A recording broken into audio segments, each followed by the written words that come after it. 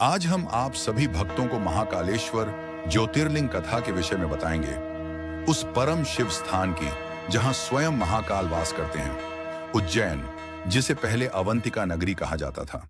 यहाँ के राजा थे वृषभसेन, जो परम शिव भक्त थे। उनके राज्य में धर्म, न्याय और शांति का राज था। हर सुबह वे भगवान शिव की पूजा करते और केवल उन्हीं पर भरोसा रखते। लेकिन समय का पहिया हमेशा एक सा नहीं चलता। एक दिन एक दुष्ट पड़ोसी राजा की दृष्टि वृषभसेन के समृद्ध राज्य पर पड़ी। उसने सेना के साथ हमला कर दिया। राजा वृषभसेन ने वीरता से युद्ध किया, लेकिन दुश्मन हार मानने को तैयार नहीं था। युद्ध में पराजित होकर उस दुष्ट राजा ने एक चालाक योजना बनाई। उसने तपस्या करके एक भयानक राक्षस को बुलाया, जिसे एक अद्भुत वरदान प्राप्त था। वह अदृश्य रहकर किसी को भी मार सकता था। अब उस अदृश्य राक्षस ने नगर में आतंक मचाना शुरू किया। कभी किसी सैनिक का सिर धड़ से अलग, कभी महल के द्वार पर रक्त की धार। लोग डरे हुए थे, चीखें गूंज रही थीं। कोई नहीं जानता था कि अगला नंबर किसका है। राजा भी चिंतित थे, क्योंकि शत्रु तो सामने दिखता है, लेकिन यह तो कहीं से भी हमला कर देता। अब राजा वृषभसेन ने हार नहीं मानी।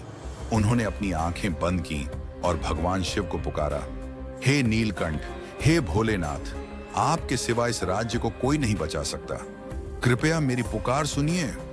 तभी आकाश में गर्जना हुई, हवा थम गई और एक दिव्य प्रकाश प्रकट हुआ।